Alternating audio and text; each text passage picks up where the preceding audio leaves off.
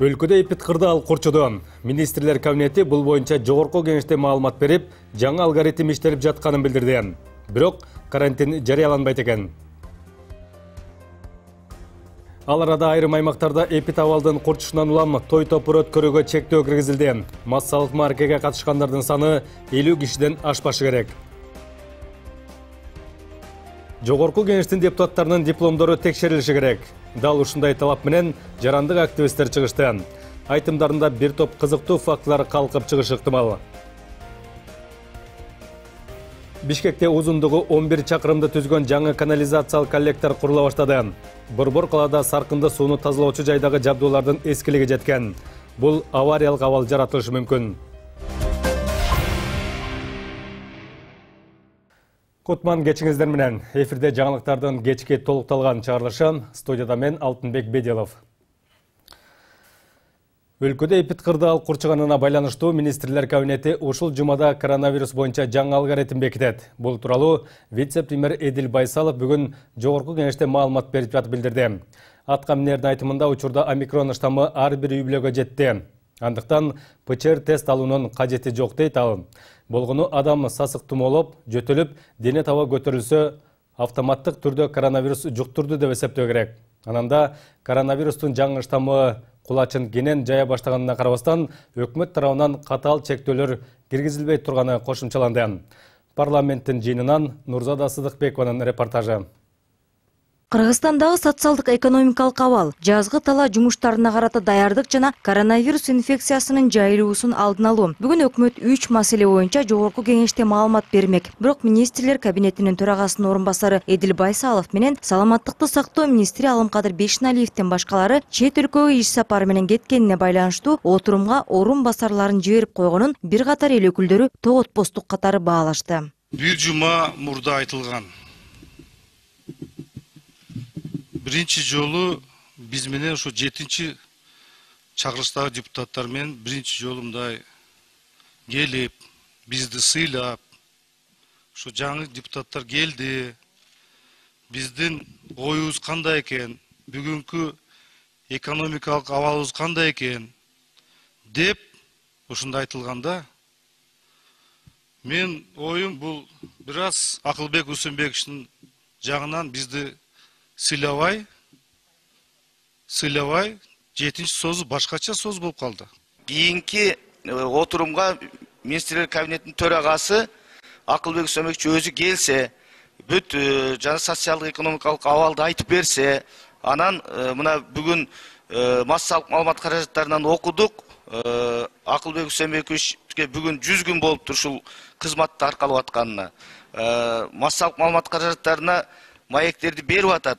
Бирок биздин жогорку кеңешке да келип, конкреттүү түрдө болуп аткан иштерди өз оозунан уксак жакшы болот эле. Ошентип өлкөнүн социалдык экономикалык абалы жана жазгы тала жумуштарына карата даярдык көрүү тууралуу министрлер кабинетинин маалыматын угуу кийинки жумага калтырылды. Парламент бүгүн бир гана маселени талкуулоону чечти. Ал коронавируска каршы күрөшүү жаатында аткарылган жана жасалып жаткан иштер. Азыркы учурда эч кандай мектеп жабабызбы, экономикабыз жабабызбы, карантин киргизебизби, андан эч кандай майнап пайда чыкпайт. Вирус вакцинасы келди, жаңы омикрон штамм келди, ал жайылды. Азыркы учурда ар бир үй бүлө, коом, класс, коллектив ар бир бурчка уже тарады. Жукту. Жуккандарга жукту, жукпагандарга мына бири-биринен бирине барып уже жайылды. Ошондуктан кечээ күнү дагы бул боюнча биз билим берүү министрлиги менен жана саламаттык сактоо министрлиги менен талкуулап бир канча алгоритмдерибизди өзгөрткөнгө туура келди. Азыркы учурда биздин адистер да азыр айтып атат, ПЦР алуунун да кажети жок. Бардыңыздар билесиздер, вакцина алгандан кийин анын эффективности ошондой эле убактысы боюнча 6 айдан 1 жылга чейин. Бирок мартта мынакей биздики өткөндөн кийин 6 айдан өтүп калды. Биз 3-чү дозасын баштадык. Эдил Жолдобаевич, азыр мына сиз берилген суроолорго берген жообуңузда урматтуу министр менен эки ача жооптор берилип калып атат да. Сиз бул жерде же министрдин статс секретарынын ордун аткарып атасызбы? Биз түшүнбөй атабыз. Анткени сиздин ар бир берген жообуңузду биздин эл кылдат менен карап отурат. Азыр мына алгоритм өзгөрүлдү дедиңиз. Ал алгоритм качан өзгөрүлдү? Ошого жооп берсеңиз, андан кийин мына биз вирустун келишин билгенбиз дедиңиз. Министр жооп берип атып, биз эми кээ бир жумуштарга даярдык көрүп атабыз дейт. Эгер билсеңиздер, эмнеге ал жумуштар убагында даярдык көрүлүп, бул күнгө бүтүп калыш керек эле? Жоопторубуз бир, жергиликтүү бийлик органдарына өткөрүлүп берген. Андан кийин кечээ күнү мэриясы, ошол Бишкек шаарынын мэриясы 12 мектепти жапты. Бирок биз эпидемиологдор менен аны талкуулап, андай жапкандардан эч кандай мындай бул реакция болуп атат да, уже жайылып кетти. Аны жапкандан кийин эч ким уже сакталбайт, баары бир уже жайылды. Ушул жумадагы штабты Акылбек Үсөнбекович өзү өткөзөт. Ал штабта дагы жанагындай расмий түрдө буйруктар өзгөртүлөт. Саясий чечимдер, биз саясий жетекчиликпиз го, ошондой чечимдер кабыл алынды. Стамбулга бардым мен жакынкы айларда. 18 миллион калкы Стамбулда. Мен эми 100% дейм, 90% маска тагынып жүрөт көчөдө. Бул пропаганда. Бүгүнкү күндө бул пропаганда бизде токтогон. ПЦР, адам баласы ооруганда үйдө жат дедиңиз. Ал кайсы дары менен дарыланат? Протокол барбы ошого жараша? Ал эмне дары ичет? Дары-дармекти контролдоп коюңуздар. Акыркы 10 күндө өтө кымбаттап кетти. Сиз айткан Турция 90% дедиңиз, мен сизге айтып кетет элем, ал жерде эште жүргөндөрдүн бардыгы 100%. Себеби ким маскасы жок жүрүп калган болсо, ошол кезде эле полиция салып барып $500 штраф салат экен. Биз да биринчи, сиз да мынакей мурдакы сазда болгонсуз, биз дагы ойлонуп, бир жок дегенде 500 сом менен киргизсекпиз дегенде биздин элдердин бардыгы кыйналып кеткен. Кыргыз тилин расмий түрдө оорукана деп, шипакана деп которбойлубу? Анткени сөздүн да мааниси, энергетикасы бар. Оору көбөйгөндөн көбөйүп баратат. Мен чындап эле айтып атам, ойлонуп көрсөңүздөр. Жыйындын жүрүшүндө депутаттар коронавируска каршы күрөшүүдө саламаттыкты сактоо министрлигинин дарегине бир катар сын пикирлер менен кошо сунуштарды да айтышты. Нурзада Сыдыкбекова, Жанарбек Доодурбек уулу, НТС. Ал арада айрым аймактарда эпидабалдын курчунан улам өз алдынча чектөөлөрдү киргизүүгө өттү. Биринчилерден болуп, Чүй областынын жетекчилиги массалык иш-чараларга тыюу салды. Ага ылайык аймакта бүгүндөн тарта кафе, ресторандардагы той маареке, Куран окутууларга келген адамдардын саны 50дөн ашпашы керек. Бул боюнча жер-жерлерде рейдтер жүрүп, талапты аткарбаган жайлардын ээлерине айып салынат. Коронавирус илдетин жуктургандар боюнча Чүй областы кызыл зонага кирген Бишкектен кийинки эле экинчи орунда турат. Бүгүн эле 141 жаңы учур катталды. Аймакта 16 мектептин айрым класстары онлайн окутууга жиберилсе, бир мамлекеттик мекеме аралыктан иштөөгө өттү.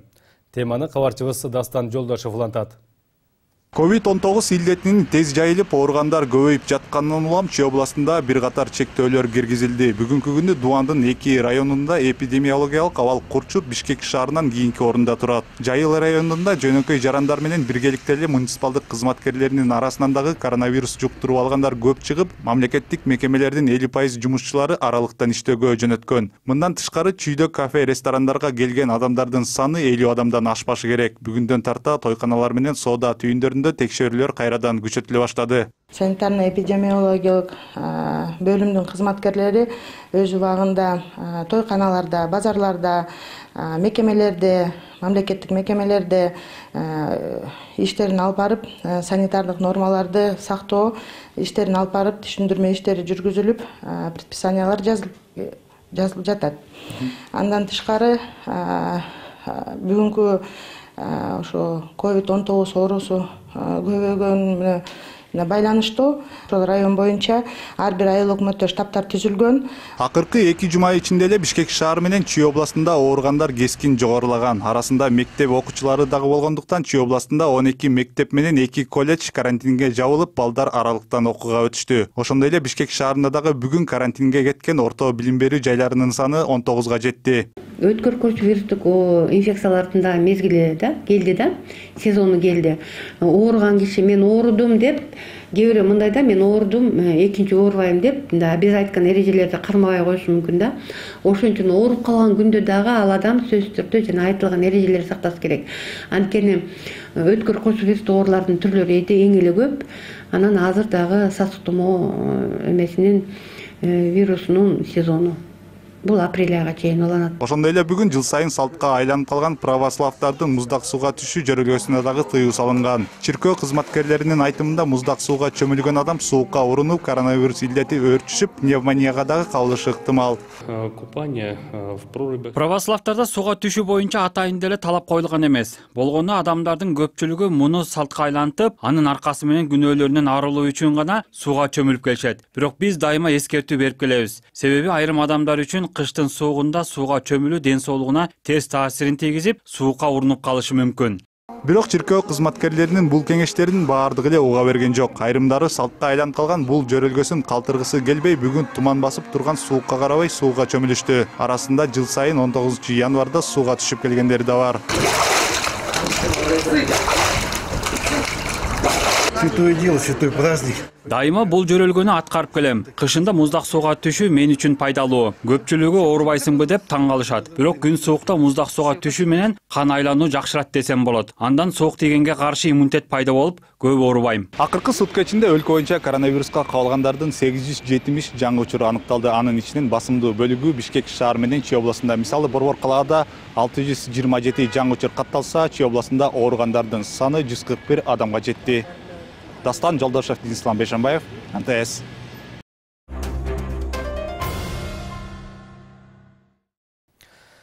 Президент Садыр Жапаров 2022 жылдын республикалык бюджетине кол койду. Ага ылайык мамлекеттик инвестициялык гранттарды эске алуу менен 2022 жылы республикалык бюджеттин жалпы кирешелери 282 миллиард 100 миллион сомду түзөт. Ал эми чыгаша 291 миллиард 200 миллион сом өлчөмүндө белгиленүүдө. Республикалык бюджеттин кирешелерин жана чыгашаларын эске алуу менен бюджеттин тансыктыгы 9 миллиард 100 миллион сомду же ички дүң өндүрүмүнө карата 0,8% түзүүдө. Жогорку кеңештин депутаттары дипломдоруна сатып албай, окуу алгандан текшерип чыгууну талап кылабыз. Дал ушундай демилге менен жарандык активисттер чыгышууда. Айтымдарында ал документтердин аныктыгын текшерүүдө бир топ кызыктуу фактылар калкып чыгышы ыктымал. Буга 5 күн мурда УКМК депутат Орозайым Нарматова окуу жайга мыйзамсыз кабыл алынганын билдирген маалымат негиз болду көрүнөт. Ал ортодо парламентарийлер дипломдорунун түп нускасын жогорку кеңештин кадрлар бөлүмүнө тапшырып жатышканы белгилүү болду. Айрымдарынын жогорку билим алганы тууралуу 3-4 диплому болсо, кээ бирлери алардын университетке барганын чогуу окуган тайпалаштары тастыктап берерин айтып жатышат. Теманы Рахат Жаныбекова улантат. Жогорку кеңештин депутаты Орозайым Нарматова Жалал Абад мамлекеттик университетине мыйзамдуу кабыл алынганын далилдөө үчүн документтерин топтоп жатыптыр. Ал 2011 жылы орто мектепти аяктаган соң Москвадагы бизнес колледжинде бухгалтерия адистигинде 2 жыл окугандыгын айтууда. Алган дипломунун негизинде гана 2013 жылы Жалал Абад мамлекеттик университетине тапшыргам дейт. Сырттан билим алып экзамендерди да ийгиликтүү бергенин айтат. Россиядан алган диплому Жалал Абад университетинде калыптыр. Орозайым Нарматова аны колуна албаганын айтууда. Бирок бул документ окуу жайдын архивинен да табылган эмес. Эмеге берип атпайбы? Университетке берип атпайбы? Университет жоготуп коюп атат аны. Мен алган эмесмин ал жерден. Ал сиз ошол дипломдун копиясын ошол окуган колледжден сурадыңызбы Москвада? Ооба, запрос кылдым. Жакында келет буюрса, ошого дагы унчукпай турганында себеби ошондой болуп атат. Көрсөтүп сиздерге ал эми жаңыдан өтүп бүткөн диплом өзүмдү. Россиядагы окуган Москвадагы колледждин аты эмне деп аталчу эле? Бизнес колледж. Бизнес колледж жакында мен азыр жөнөткөнмүн жардамчымды ал жакка. Кечээ справканы алып туруп окуду деген. Дубликатын заказ кылып койдук. Дипломдун. Дипломдун. Буюрса келет. Атайын кызмат 5 күн мурда Орозайым Нарматовага диплом мыйзамсыз берилгенин маалымдап, аны суракка алган. Учурда тергөө иштери жүрүп жатат. Бул билдирүүдөн кийин айрым жарандык активисттер эл өкүлдөрүнүн баарынын дипломдорунун аныктыгын дыккат текшерүүнү талап кыла баштады. Ал тургай нааразычылык акциясына да чыгып жатышат. Социалдык тармактарда Ата журт Кыргызстан фракциясынан депутат Таалайбек Сарыбашевдин диплому боюнча укуктук баа берилиши керек деп жатышат. Айрым колдонуучулар эл өкүлүнүн документи жасалма деген пикирлерин калтырышууда. Мындай күмөнөөлөр Сары Башов Ош шаарынын мэри болуп турганда да көтөрүлгөн. Анда укук коргоо органдары эч кандай элешендик тапкан эмес дейт ал. Ошто юридикалык институтту сырттан окуп бүтүргөнүн айтат. Мен тапшырганда онда Ош мамлекеттик университет эле, кийин Ош мамлекеттик юридикалык институт болуп калды. Ошол биз тапшырган мезгилде Дүйсөнов Эркин Нерманович эле, анан кийин биз бүтүп атканда Токторов Эгемберди Самидинович болуп калды. Биз экзамендерге барганда гана жолтушчулук, себеби биз окуп аткан мезгилдерде ошондой турмуш ошондой болбоду. Баардыгыбыз эле турмуш тирчилик деп сыртта жүрүп калдык Россияда. Бирок ошого карабастан келип биз сырттан жогорку билимди бул элде окуп, ошондо бир группада бир 30дан ашык биздин группалаштар болгон. Азыр ар түрлүү тармактарда иштеп атышат алар группалаштарым. Кээ биркилер аким болуп атат, айыл өкмөт башчылары, муниципалдык кызматтарда, укук коргоо орган тараптарында иштеп аткан группалаштарыбыз бар. Буга чейин Жогорку кеңештин депутаттарынын жогорку билими тууралуу диплом талап кылынган эмес. Өткөн чакырылыш мыйзамга өзгөртүү киргизип, эми жогорку билими жоктор депутат боло албай калды. Демилгечилердин бири Айбек Осмонов болгон. Учурунда ал окуусун толук бүтпөй калган деген да сөздөр айтылган эле. Бирок эл өкүлү 3-курсунда аскер кызматына барып келгенден кийин университетте аяктагам дейт. Андан кийин дагы билим алып 3 дипломдун ээси болгон. Мыйзамдуу түрдө аскерге барса кетип бараткандай. Биз ошол окуубузду токтотуп кеткенбиз, келгенден кийин барганбыз. Ал мыйзамдын чегинде эле болгон бардыгы. Эми элди жерди коргойлу деп аскерге барып келип кийин окууну алаттык. Мугалимдерден тааныйсызбы? Мугалим бардыгын болбосо дагы. Барып турасыңарбы же группалаштар чогулуп турасыңарбы жагында? Эми ачыгын айтыш керек, группалаштар чогулбайбыз. Анткени ар кимибиз ар тарапка кетпейт, башка болуп. Бирок 2-3 группалаш балдар менен сүйлөшүп турам. Азамат, Кубаныч темалар менен сүйлөшүп турам. Жаңы эреже боюнча парламентарийлер дипломдорун нотариалдык жактан күбөлөндүрүп, түп нускасын кадрлар бөлүмүнө тапшырышы керек экен. Айрым эл өкүлдөрү учурда документтерин даярдап жатышыптыр. Депутат Талайбек Масабировдун 4 диплому бар экен. Филология факультетин бүткөн соң юридика, эл аралык мамилелер жаатында билимин улантканын айтат. Дипломдорду көргөзүп атабыз. Бул мен диплом окугучумун 1989 алынган. Филология факультетин 5 жыл окудум, калган академиялар 2 жылдык бул жогорку билимдик базасынын негизинде биз 2 жылдык академияларды бүттүк. Азыр деле курсташтарым менен бири-бирибиз менен катташып турабыз. Өзүбүздүн катташа турган группабыз бар. 5 жыл окуган курсташтарым бар. Дипломго байланыштуу маселе чыккандан бери көбү жогорку билим алганын ырасташ үчүн университетте окуган ректору ким болгонун, ага эжелерин, бирге окуган группалаштарын эстей баштады. Ким ректор болчу ошол группалаштар менен байланышып турасызбы? Анча-мынчалар менен байланышып турам. Аскар Хакеев болуш керек эле ошол убакта. ИМОП деген өзүнчө ошо университеттин алдында эме бар эле. Жамангулов Жанат Медетович эле биздин директорубуз ошол убакта. Ош мамлекеттик университетинин историка юридика факультетине тапшырып, бюджетинде окугам Ошни. Анан юридика факультетине которулуп, ИСФАКтан юридика факультетин аяктагам.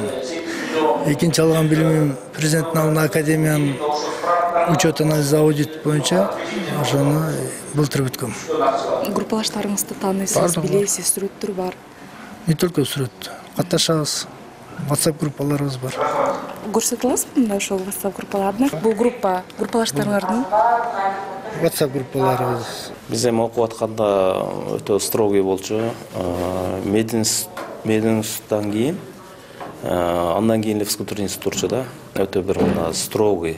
Ал жерде өтө бир мындай сабактан калып калуу же болбосо барбай коюу, ал жерде анатомия деген сабактар бар. Ошондуктан биздики өтө мындай күчтүү, строгий институт болчу. Эми мен өзүмө жооп берем, меники мыйзамдуу текшерилсин. Мен ошол мыйзамдуу алгандыгымдан 17 жыл медицина тармагында иштедим, канчалаган адамдарды дарыладым. Алган билимдин артында ушундай ийгиликтерге жеттим. Кыргыз мамлекеттик медициналык академиясын бүткөм 2005 жылы.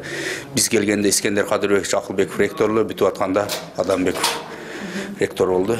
БШК парламенттик шайлоо маалында азыркы эл өкүлдөрүнүн баарынын документтери боюнча билим берүү министрлигинен тастыктама алышкан. Анда биринин дагы диплому жасалма экени аныкталган эмес. Рахат Жаныбекова, Адлет Чокоев, НТС.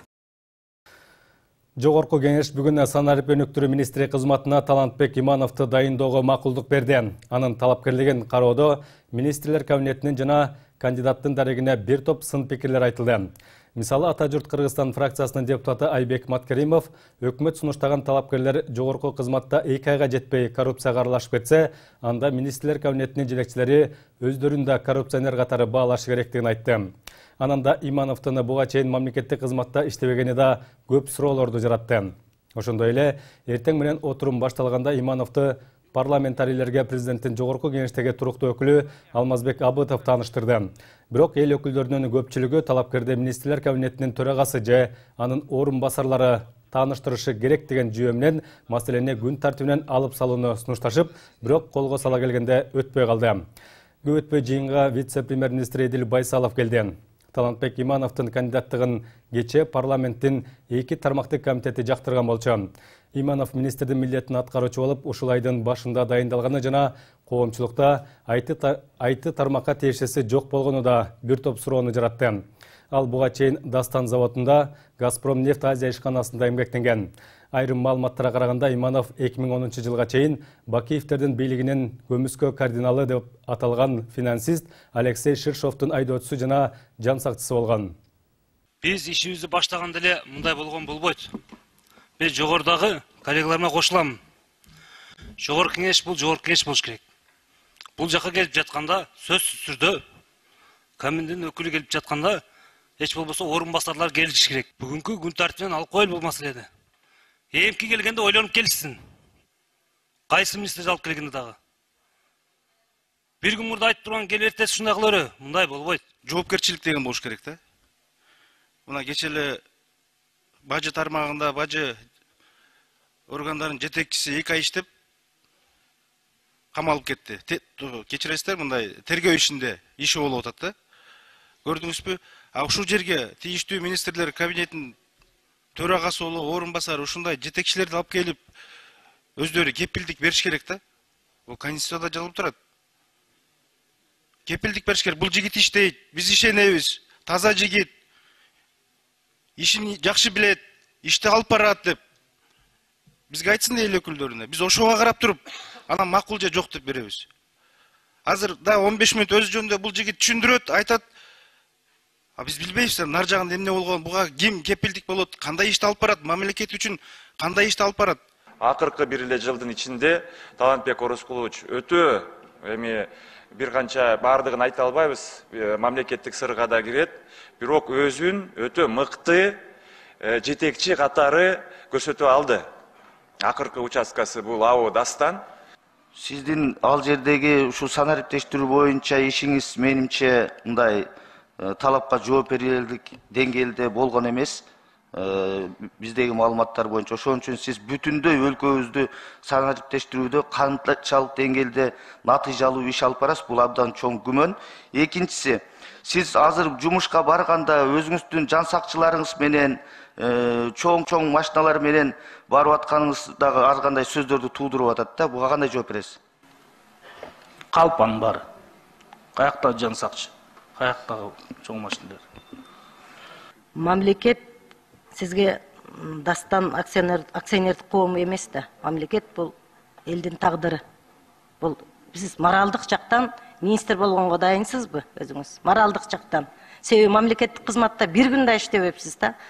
Кандай коркпой баратасыз да? Бул бүт элдин тагдырын сиз мойнуңузга жүк алып атасыз да, туурабы? Акыркы күндөрү чынын айтып кетсем өзүм дагы чынын айтсам даже түнкүсүн укпай калдым ушу переживать эткенден. Анткени мен өзүм билип турам прекрасно, чоң жүк мойнума келип атат. Мен бүт өзүмдүн образованиямды, жаштык күчүмдү ушу кыргыз эли, кыргыз жери жакшылык үчүн барыш үчүн бүт аракетимди кылам. Колдон келишкен ишимди кылам. Чоң ответственность экенин түшүнүп турам.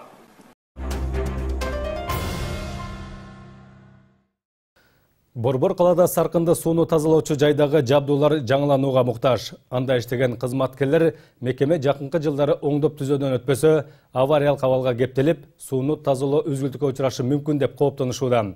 Ал арада Ордо каланын аянты барган сайын кеңейип бара жаткандыктан кошумча саркынды суу магистралы курula баштады. Ага Бишкектин батыш тарабындагы турак жайлар, социалдык мекемелер кошулат. Узундугу 11 чакырымды түзгөн коллектордук магистралдын курулуш иштери 6 тилкеге бөлүнүп, этап-этабы менен бүткөрүлөт экен.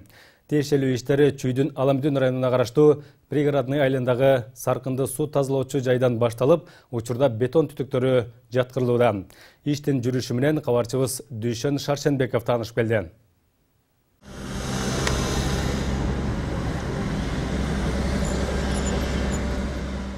Ордо каладан чыккан саркынды сууну тазалоочу жайга алып келүүдө негизинен 4 түрлүү бетон шакектилери колдонулат. Жалпы узундугу 11 чакырымды түзгөн курулманын башталышы Бишкектин Ахунбаев көчөсүнөн башталат. Ал жерге диаметри 600 метр болгон бетон шакектилери орнотулуп, ал барган сайын чоңое берет. Ал эми Чүй областынын Аламүдүн районунун Пригородный айылынын ичине болсо, мына ушундай диаметри 2 метр болгон бетон шакектилери коюлмакчы.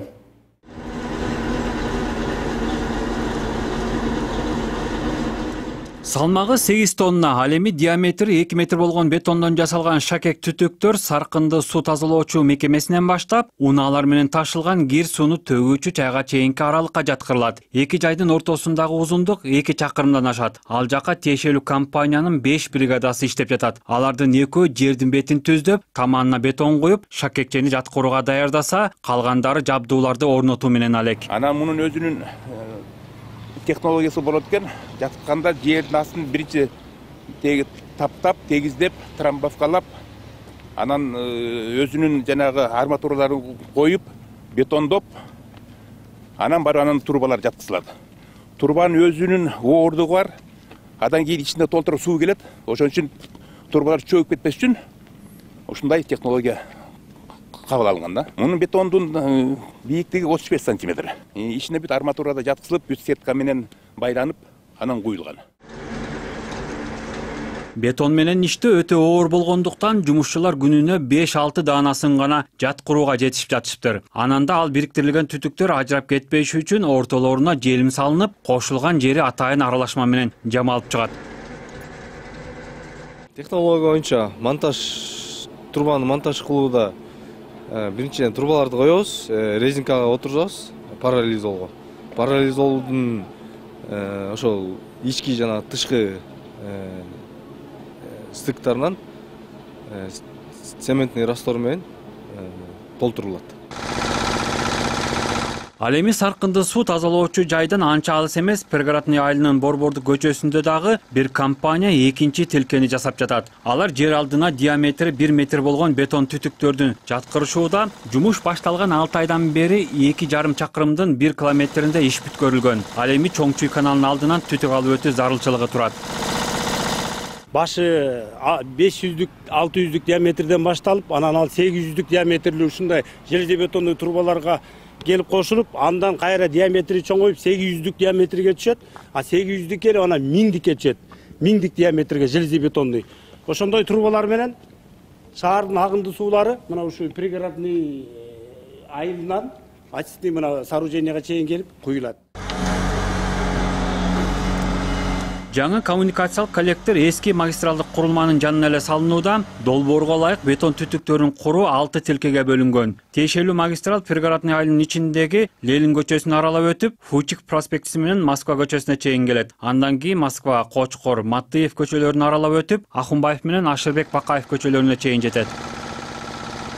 Жаңы салынып жаткан магистралдык коллектор ишке кирсе, ага Бишкектин батыш тарабындагы жеке турак жайлар, социалдык мекемелер кошулат. Белгилей кетсек, буга чейин адистер Ордо каланын аянты барган сайын кеңейип, ошол эле учурда саркынды суу түтүгүнө кошулгандардын саны көбөйүп жаткандыгына байланыштуу кошумча коммуникациялык коллектор салуу зарылчылыгы бар экенин айтып келишкен.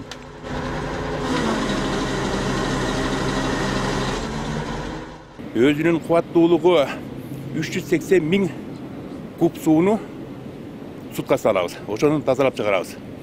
Бул өзүнүн проекттилик кубаттуулугу. Азыркы убакта 220 000 куб суу ушерге келип түшөт. Ушердеги курумдардын баары иштеп жатат, бирок эскилиги жетип калды. Иштеп атканда 40 жылдан ашыктан бери иштеп атат, эскирди. физически эскирди, моралдык жактан эскирип атат. Ошон үчүн дагы бир чоң бизде көйгөй бар. Ушул тазалоочу станцияны жаңылоо. Жаңы метод менен, жаңы технология менен куруш бул кийинки этаптын биздин чоң милдетибиз да. Саркынды суу магистралы Европа реконструкциялоо жана өнүктүрүү банкы бөлгөн 16 миллион евронун эсебинен жасалууда. Анын жарымы грант түрүндө берилсе, калганын өлкө 2029 жылга чейин төлөп бериши зарыл. Бул экинчи фазанын негизинде 4 компонент каралган. 4 компоненттин үчөөнү тең уже орчу айтканда реализациясы толук кандуу бүткөн. Азыркы учурда ушу акыркы компонент канализациялык коллектор салынып атат. 3 компоненттин ичинде биздин лабораторный оборудование келмек, ал уже келген. Орталыш суу топтомосунан кошумча скважиналар бурголонуш керек болчу, анын баары бургаланган, уже даяр. Саркынды суу магистралдык коллекторун куруу келерки жылдын жай айларында бүткөрүлүшү керек. Ошол эле учурда каладагы бардык конуштарды канализацияга кошуу боюнча мурдагы мэр Азиз Суракматовдун буйругу кагаз жүзүндө эле калууда. Себеби конуштардын айрымдары гана туташса, көпчүлүгүнө саркынды суу түтүктөрү тартыла элек. Дүйшөн Шаршенбеков, Нурбек Жеңишбек уулу, НТС. Өлкөгө жүк ташуучу вагондордун кезектеги партиясы келди. Бул иштер Кыргыз темир жолу мамлекеттик ишканасынын 100 жүк ташуучу жарты вагондорду алуу пландарын ишке ашыруу, Кыргыз темир жолунун кыймылдуу составын жаңыртууга жана чарбалык субъекттердин жүк темир жолу транспорту менен керектөөлөрүнүн өсүшүн камсыз кылууга мүмкүндүк берүү жаатында жасалууда. Жетекчилердин айтымында вагондор ишкананын өздүк каражаттарын алынууда. Ошондой эле ишкананын өздүк өндүрүштүк базасында темир бетон шпалдарды өндүрүү боюнча заводду куруу маселеси да иштелип жатыптыр. Мындан тышкары Кыргыз темир жолундагы транспорттук процесстердин коопсуздугун жогорулатуу максатында компаниянын каражаттарынын эсебинен 20 чакырым рельс сатып алынып, учурда рельстерди төшөө иштери жүрүүдө. Кыргызстанга учурда дагы экинчи партиясы 10 жүк ташуучу даана жарты вагондор келди. Буну билесиздер, 2021 жылдын 10 декабрында, 12 декабрында дагы 10 даана жүк ташуучу вагондор келген. Буюрса февраль айында дагы 30 даана жүк ташуучу вагон күтүп атабыз. Бунун баарын биз 2021 жылдын өзүнүн иштөө негизинде табылган каражатка өзүбүз сатып алып келинген вагондор. Суммасы ар бир жүк ташуучу вагон 3 миллион 800 миң рубльдин баасын түзөт. Андан кийин бунун үстүнө дагы баягы кошулган налогдор бар, жол расходу бар. Бул вагондор 3 жылдын ичинде актап чыгат деген ишенич бар. Мына ушундай жаңылыктар менен программабызды жыйынтыктайбыз. Кечиңиздер көңүлдүү улансын. Саламатта туруңуздар.